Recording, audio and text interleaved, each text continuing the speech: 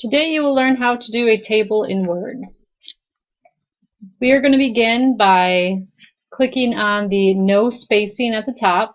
You still need to get into that habit no matter what you're doing in Word. You always need to click on no spacing. Now to begin, we are going to do a table. So we are going to go up to the Insert tab, and you'll notice the icon that says Table. You're going to click on Table. Now you have two options here. You can move your mouse down the rows and over in the columns, and you can figure out what you need for a table from there. Let's say, for instance, I only needed a 3x2 table. At that point, that 3 being the columns, 2 being the rows, I could just click and it would leave that table on the page. Now the other option we have is down here, because notice the max it goes to is 10 columns and 8 rows. And if you need to go beyond that, you're going to have to click on this Insert Table. So go ahead and click on Insert Table. At this point, it's going to give you the option of putting in the number you need for the columns and the rows. So for right now, for the columns, we'll do 3 columns and we will do 5 rows. So you should have columns for 3 and rows you'll have 5. Go ahead and click OK. Now notice when your table comes onto the document, it is squished. What you can do to widen that is move your mouse to the bottom right hand corner, and when you get the arrows, click and drag down. What this does is it evenly distributes all of the cells within the table. If you start grabbing lines, you're going to disorientate your table and it's going to look really goofy. Okay, what we're going to do next is we're going to click in the middle of your first cell here. You're going to click and you're going to drag over to the right. You'll notice you have a highlighted line here that lets you know that you've highlighted the 3 areas. At this time, what you can do is you can right click, and let's say you forgot to insert an extra row. You miscounted and you didn't have the right number of rows. You can go down to where it says Insert, and you can insert either row above or row below. Since we don't have any information in, it doesn't really matter if we do row above or row below, but if you already had your information in, at that point you would decide which one you needed to do. So we're just going to do, let's do row below. Okay, so now we have a lot more rows. Now let's say, for instance, that we needed to add a column. We needed 4 columns, not 3 columns. What we're going to do is go to the middle of go to the middle of column 2, row 1, which is right where my mouse is here. You're going to click and you'll drag down. You'll notice when you get to the bottom of your screen, it will continue going. But make sure you only have the middle column highlighted. If you have a tail like that comes down here and it's blue, that's wrong. You don't want anything hanging off of what you've highlighted. From here, going back into the middle column, go ahead and right click and you can insert, and again you can insert column left or to the right. Again, if you had information in your columns, you would choose from there.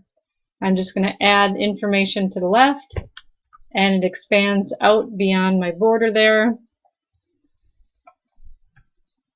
We can always do something with that. When it cooperates, it's not cooperating.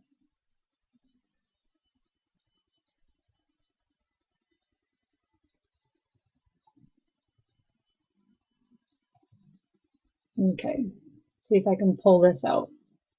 Okay, so what I did is I right clicked, I went to auto fit, and I went to auto fit to window. That way it didn't stretch across my page.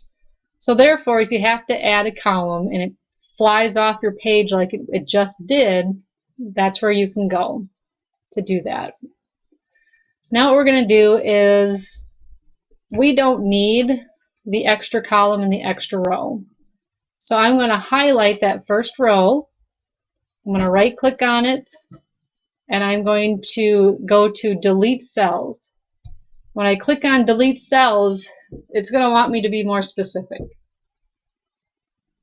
Since I want to delete an entire row, I'm going to go ahead and click on delete entire row. And then, since we don't have any information in here yet, it doesn't matter which column we choose, but I'm just going to choose the second column here. I'm going to highlight down toward the bottom, and I'm going to right click, and I'm going to delete column. Okay. Now, up here in the left hand corner, you'll notice you'll get a blue a box with blue arrows in it. If you click that, it allows you to drag your table around your document. Now, since we've done a lot of adjusting to our table, it looks a little goofy. So I'm going to come down here to the bottom right hand corner. Notice there is a little tiny square. Put your mouse on that square, it turns into 2 arrows. Click and drag wide. Again, we are evenly distributing the columns and the rows. Okay, now we're going to merge the first row. You're going to click in the middle of the first cell here. So click and drag across. Again, we have that highlighted line, or that colored line. Right click within this first row and go down to merge cells. You have now merged cells. If at some point you merged a cell already and then you figured out, oh, I needed an extra column, well, it might be too late just to undo like we could do now. So what you would need to do, I'm going to show you something you can do. So at this point, we're still in the first column, or the first row here. We're going to right click, and we're going to split cells. And what you have to do is, we're only looking at this first row, so we don't need to add rows. But notice we have 1, 2, and 3 columns. So what we're going to do is click on 3 to make that 3 columns, and then OK, and it turns it back into the columns, and then we could add another column if need be.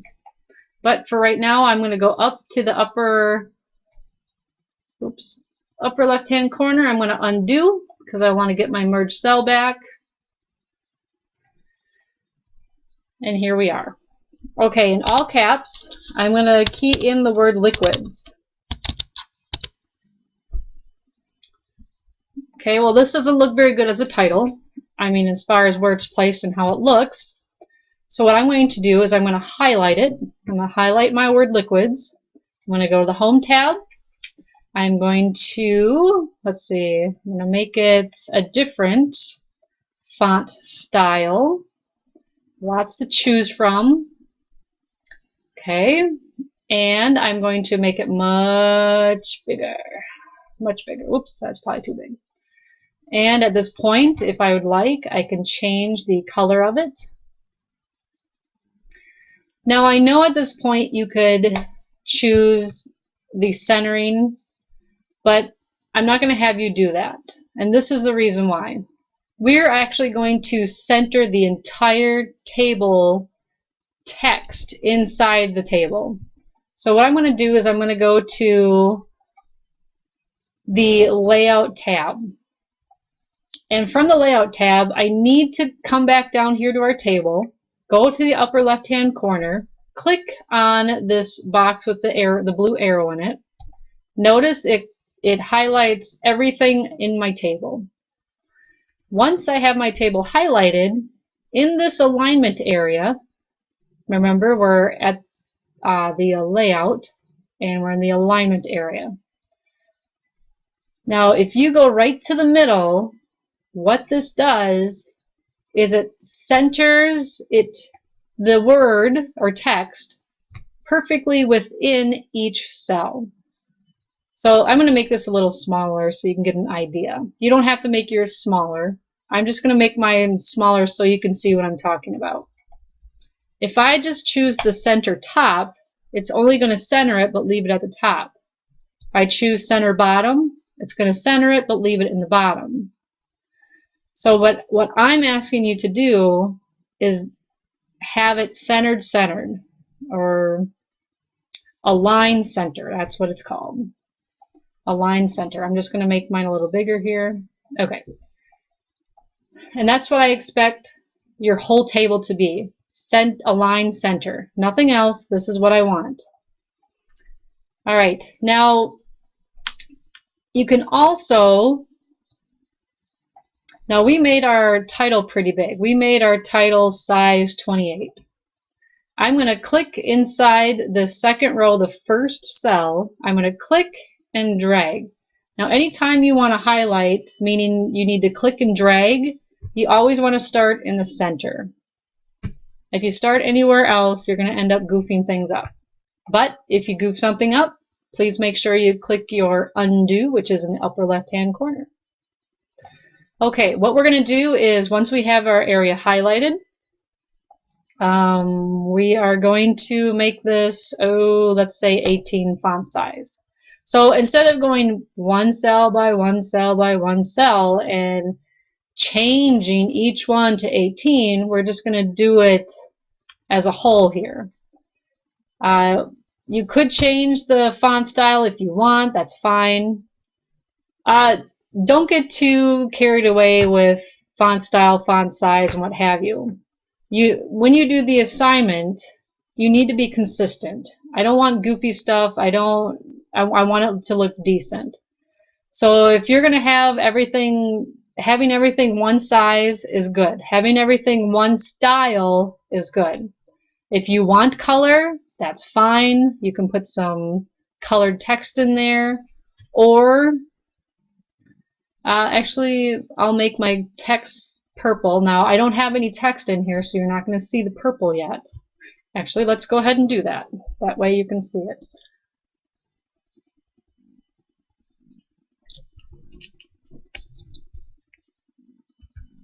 Okay, we are going to start in the second row here in the middle.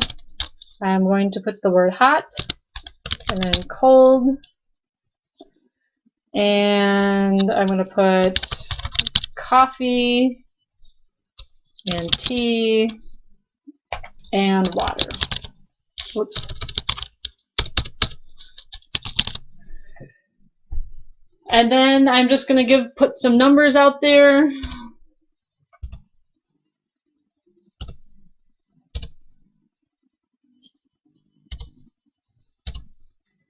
Let's change that.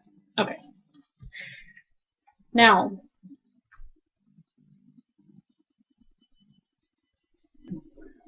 we have colored text. We can also do color in our table. Now, I understand that Microsoft Office Word has defaulted table styles. I get that. That's easy to do. Just click and there you have it. That's not what I'm asking you to do.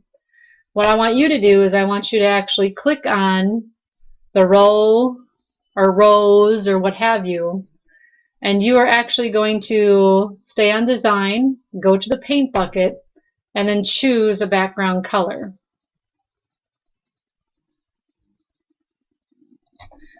Once you do that, and no, you don't have to have the same colors I do. I'm going to go down to the other ones, and okay, not the prettiest thing you ever seen, but it works. You have color background and you have colored text.